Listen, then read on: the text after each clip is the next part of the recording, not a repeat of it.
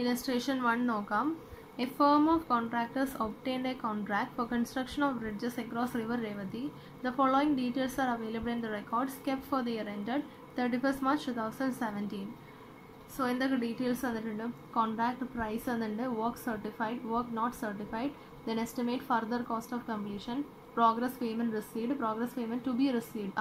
To be received എന്ന് പറയുന്നതാണ് ഇവിടെ റീടെൻഷൻ എന്ന് പറയുന്നത്. അത്ര എമൗണ്ട് റീറ്റെയിൻ ചെയ്തിട്ടുണ്ട്. ഓക്കെ, സോ പ്രോഗ്രസ് ബില്ലിങ്സ് എന്ന് പറഞ്ഞാൽ നമ്മൾ ഒരു എമൗണ്ട് എഴുതും, അത് പക്ഷേ ഇത് ടോട്ടൽ വരും.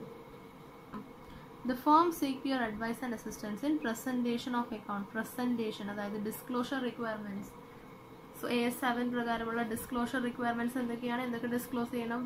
Contract revenue, contract expense. Contract expense എന്ന് പറയുമ്പോൾ cost incurred till date, then recognised profit less recognised loss, progress billing, retention, gross amount due to customers. ഇതെല്ലാം എന്ത് റെക്കോർഡ് ചെയ്യണം. സോ ആദ്യം തന്നെ നമുക്ക് എന്ത് കണ്ടുപിടിക്കാം? കോസ്റ്റ് ഇൻകേർഡ് ടിൽ ഡേറ്റ് കണ്ടുപിടിക്കാം.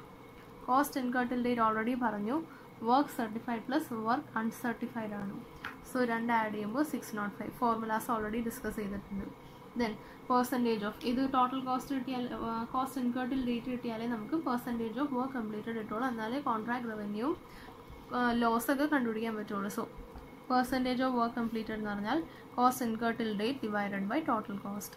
Cost incurred till date is 605 divided by 605 plus further cost of completion 495. 495 ചെയ്യുമ്പോൾ 55% കിട്ടും.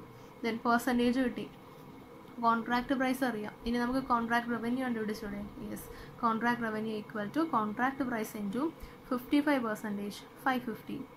Then next amount of foreseeable loss കണ്ടുപിടിക്കണം.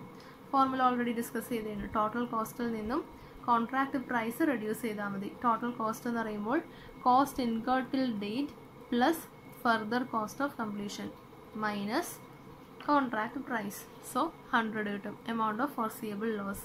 Then amount due from or to customers. Formula already discuss ചെയ്തതാണ്.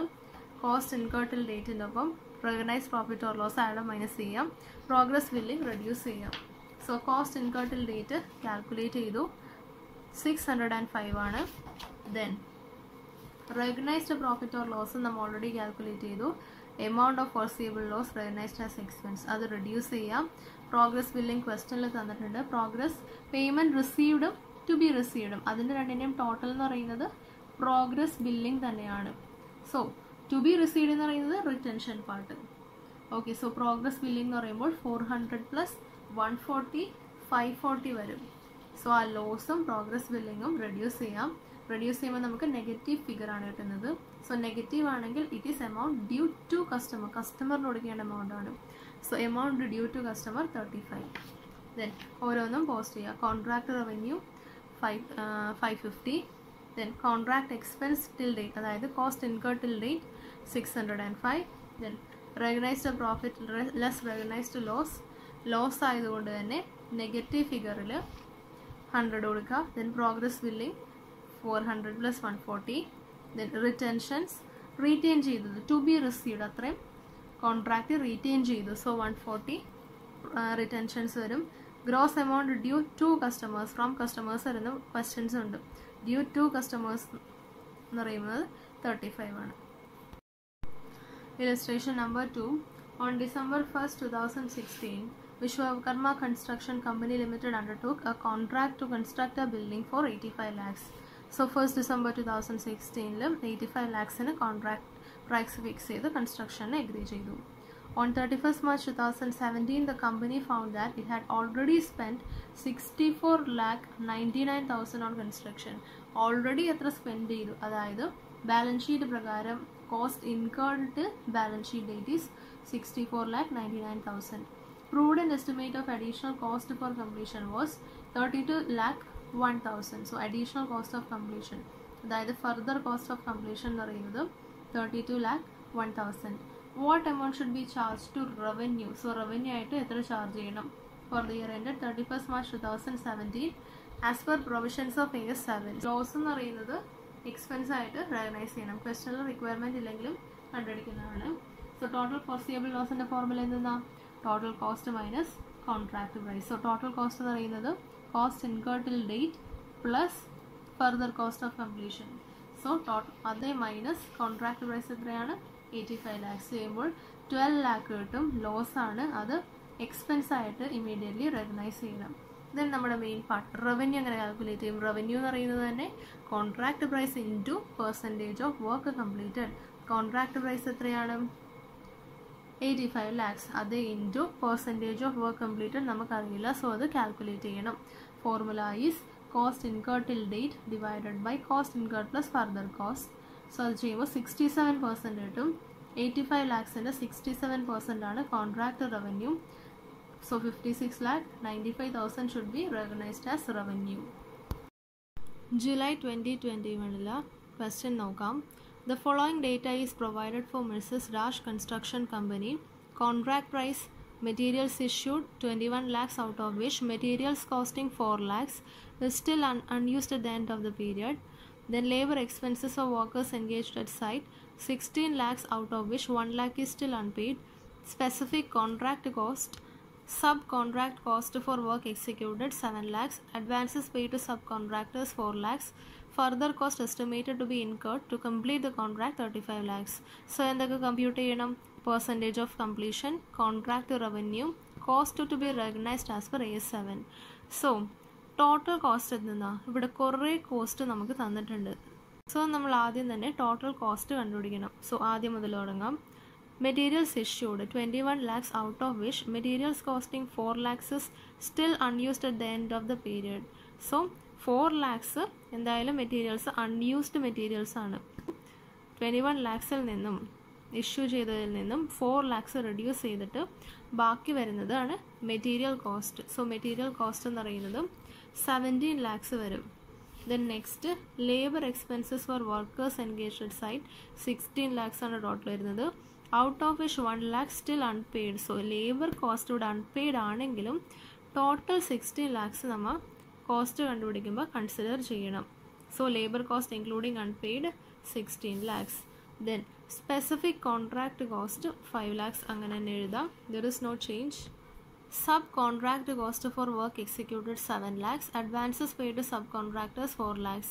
So ഇവിടെ advances കൊടുത്തത് include ചെയ്യണ്ട. Okay, sub contract cost for work executed 7 lakhs മാത്രം consider ചെയ്താൽ മതി. Okay, so 7 lakhs. സോ അത് ഇനി അടുത്ത കോസ്റ്റ് ഏതാണ്? ഫർദർ കോസ്റ്റ് ആണ്. ഓക്കെ, സോ ഇത്രയും വരെയും ടോട്ടൽ ചെയ്യുന്നത് കോസ്റ്റ് ഇൻകേർഡ് ടിൽ ഡേറ്റ് ആണ്. അതിൻ്റെ ഒപ്പം ഫർദർ കോസ്റ്റും കൂടി ആഡ് ചെയ്യുമ്പോൾ ടോട്ടൽ കോസ്റ്റ് കിട്ടും. ഓക്കെ, ടോട്ടൽ കോസ്റ്റ് കണ്ടുപിടിച്ചു. ഇനി ക്വസ്റ്റനിൽ എന്താ ചോദിച്ചിരിക്കുന്നത്? Percentage of completion.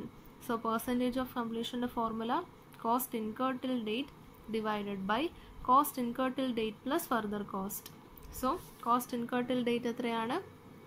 45 divided by cost incurred till date 45 plus further cost 35. So total 80 ഡിനോമിനേറ്ററിൽ വരും. കാൽക്കുലേറ്റ് ചെയ്യുമ്പോൾ 56.25% ആണ് percentage of completion. Then next calculate ചെയ്യാൻ പറഞ്ഞിരിക്കുന്നത് കോൺട്രാക്ട് റവന്യൂ ആണ്. കോൺട്രാക്ട് റവന്യൂവിൻ്റെ ഫോർമുല എന്താ? Contract price into percentage of completion. Contract price ക്വസ്റ്റനിൽ തന്നിട്ടുണ്ട് 85 lakhs. സോ 85 lakhs ഇൻറ്റു എത്ര പെർസെൻറ്റാണ് കംപ്ലീറ്റ് ചെയ്തിരിക്കുന്നത്? 56.25%. So 47 lakh 81,250. ദെൻ തേർഡ് ചോദിച്ചിരിക്കുന്നത് cost to be recognised as per AS7. So AS7 പ്രകാരം റെക്കഗ്നൈസ് ചെയ്യുന്ന കോസ്റ്റ് എന്ന് പറയുന്നത് കോസ്റ്റ് ഇൻകേർഡ് ടിൽ ഡേറ്റ് മാത്രമാണ്. Okay, so cost incurred till date 45 lakh. Further cost എടുക്കില്ലേ? AS7 പ്രകാരം കോൺട്രാക്ട് എക്സ്പെൻസ് ആയിട്ട് disclose ചെയ്യേണ്ടത് കോസ്റ്റ് ഇൻകേർഡ് ടിൽ ഡേറ്റ് ആണ്. ഫർദർ കോസ്റ്റ് എടുക്കാൻ പറ്റില്ല. So 45 lakhs contract cost as per AS7. December 2020 ഒരു question നോക്കാം. Rajendra undertook a contract for 20 lakh on an arrangement that 80% of the value of work done as certified by the architect of contractee should be paid immediately and that the remaining 20% be retained until the contract was completed. ഇതിനൊന്നും ആവശ്യമില്ല, പെർസെൻറ്റേജിൻ്റെ ഒന്നും ആവശ്യമില്ല ഈ question ചെയ്യാനായിട്ട്.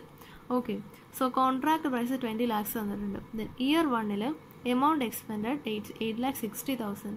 So ആദ്യം തന്നെ നമുക്ക് ക്വസ്റ്റ്യൻ്റെ റിക്വയർമെൻറ്റ് എന്താണെന്ന് നോക്കാം. Contract revenue show how the contract revenue would be recognised in the profit and loss account of mister Rajendra each year. So 3 വർഷത്തെ ഡേറ്റ് തന്നിട്ടുണ്ട്. ഓരോ വർഷവും കോൺട്രാക്ട് റവന്യൂ എത്രയാണെന്നാണ് ചോദിച്ചിരിക്കുന്നത്. സോ കോൺട്രാക്ട് റവന്യൂ എന്ന് പറഞ്ഞാൽ contract price into percentage of completion. So ആദ്യം തന്നെ year 1 contract revenue കണ്ടുപിടിക്കാം. സോ കോൺട്രാക്ട് റവന്യൂ എന്ന് പറഞ്ഞാൽ contract price into percentage of completion. നമുക്ക് പെർസെൻറ്റേജ് ഓഫ് കംപ്ലീഷൻ അറിയില്ല. സോ പെർസെൻറ്റേജ് ഓഫ് കംപ്ലീഷൻ കണ്ടുപിടിക്കാൻ വേണ്ടി നമുക്ക് ടോട്ടൽ കോസ്റ്റ് ആദ്യം തന്നെ വേണം. So amount expended were 8,60,000. Then also ഇവിടെ ഫർദർ കോസ്റ്റ് ഉണ്ട്. സോ ടോട്ടൽ കോസ്റ്റ് എന്ന് പറയുന്നത് 8,60,000 plus 10 lakh. Actual expenditure 8,60,000 plus further expenditure 10 lakh ചെയ്യുമ്പോൾ കോസ്റ്റ് ഇൻകേർട്ടിൽ ഡേറ്റ് കിട്ടും. അതിൽ നമുക്ക് പെർസെൻറ്റേജ് ഓഫ് വർക്ക് കംപ്ലീറ്റഡ് കണ്ടുപിടിച്ചൂടെ? Yes. Cost incurred till date 8,60,000 divided by total cost 18,60,000 ചെയ്യുമ്പോൾ you will get 46.25% as percentage of completion. Then contract revenue എന്ന് പറഞ്ഞാൽ contract price into ആ percentage. Contract price എത്രയാണ്? 20 lakhs. 20 lakhs into 46.24%. ഇനി നമുക്ക് year 2 revenue എത്രയാണെന്ന് കണ്ടുപിടിക്കാം. Amount expended were 4,75,000. 3/4 was certified and 80% received. അതിൻ്റെ ഒന്നും ആവശ്യമില്ല. Further expenditure 4 lakh. Okay. So year 2 actual expenditure 4,75,000. Then further expenditure 4 lakh. അതോടൊപ്പം തന്നെ ഇയർ 1 ഇൻകർ ചെയ്ത കോസ്റ്റും ആഡ് ചെയ്യണം. സോ നമുക്ക് ടോട്ടൽ കോസ്റ്റ് കിട്ടും. ദെൻ പെർസെൻറ്റേജ് ഓഫ് കംപ്ലീഷൻ കണ്ടുപിടിക്കുമ്പോൾ കോസ്റ്റ് ഇൻകേർട്ടിൽ ഡേറ്റ് എന്ന് പറയുമ്പോൾ actual expenditure plus expenditure incurred in year 1 അതേ ഡിവൈഡഡ് ബൈ ടോട്ടൽ കോസ്റ്റ് ചെയ്യുമ്പോൾ പെർസെൻറ്റേജ് ഓഫ് കംപ്ലീഷൻ കിട്ടും. കോൺട്രാക്ട് റവന്യൂ എന്ന് പറഞ്ഞാൽ contract price into percentage of completion. പക്ഷേ ഇവിടെ ശ്രദ്ധിക്കണം, കോൺട്രാക്ട് റവന്യൂ എന്ന് പറയുമ്പോൾ അതിൽ നിന്നും ഫസ്റ്റ് ഇയറിൽ കണ്ടുപിടിച്ച റവന്യൂ, ഓക്കെ, ഫസ്റ്റ് ഇയറിൻ്റെ റവന്യൂ റിഡ്യൂസ് ചെയ്തിട്ട് ബാലൻസ് ആണ് സെക്കൻഡ് ഇയറിൽ റെക്കഗ്നൈസ് ചെയ്യേണ്ട കോൺട്രാക്ട് റവന്യൂ. ഓക്കെ. സോ ഇവിടെ എന്താ ശ്രദ്ധിക്കേണ്ടത്? ഇയർ 2 കാൽക്കുലേറ്റ് ചെയ്യുമ്പോൾ ടോട്ടൽ കോസ്റ്റ് കണ്ടുപിടിക്കുമ്പോൾ ഫസ്റ്റ് ഇയറിൽ എക്സ്പെൻഡിച്ചർ ആഡ് ചെയ്യണം. അതേപോലെ തന്നെ റവന്യൂ നമുക്ക് കിട്ടിക്കഴിയുമല്ലോ ഇയർ 2. അതിൽ നിന്നും ഇയർ 1 റവന്യൂ മൈനസ് ചെയ്ത ബാക്കി എമൗണ്ടാണ്, ബാക്കി റവന്യൂ ആണ് ഇയർ 2 റെക്കഗ്നൈസ് ചെയ്യേണ്ടത്. Then in year 3 the amount expended were 3,10,000 and on June 30th whole contract was complete. So മൊത്തം കോൺട്രാക്ട് കംപ്ലീറ്റ് ചെയ്തു. So obviously full amount year 3 പേ ചെയ്യണം. സോ ഇയർ 3 എക്സ്പെൻസ് എത്രയാണ്? 3,10,000. അതിൻ്റെ ഒന്നും ആവശ്യമില്ല, ബിക്കോസ് ബാലൻസ് എമൗണ്ട് മൊത്തം third ഇയറിൽ പേ ചെയ്യണം. സോ ടോട്ടൽ കോൺട്രാക്ട് പ്രൈസ് എത്രയായിരുന്നു? 20 lakh. സോ 20 lakhൽ നിന്നും ഫസ്റ്റ് ഇയറിൽ റെക്കഗ്നൈസ് ചെയ്ത റവന്യൂ മൈനസ് സെക്കൻഡ് ഇയറിൽ റെക്കഗ്നൈസ് ചെയ്ത റവന്യൂ. സോ ബാക്കി 4,60,000 കൂടി റെക്കഗ്നൈസ് ചെയ്യേണ്ടതുണ്ട്. അത് മൊത്തം ഇയർ 3 റെക്കഗ്നൈസ് ചെയ്യണം.